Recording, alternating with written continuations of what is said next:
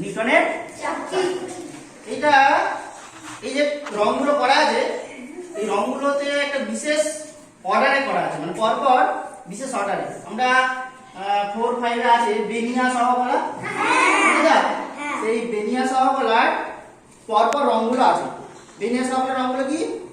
এই যে বেগুনি, বেগুনি, তারপর নীল, তারপরে আকাশী, তারপরে সবুজ, তারপরে হলুদ, তারপরে কমলা, তারপরে আবার ওইটাই আছে বেগুনি, নীল, আকাশী, সবুজ, হলুদ, কমলা, লাল।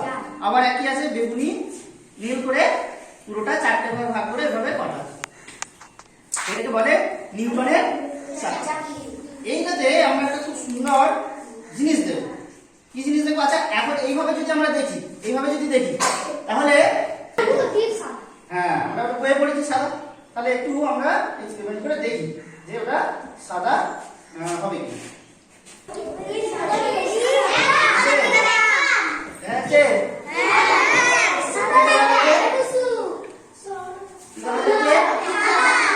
সাদা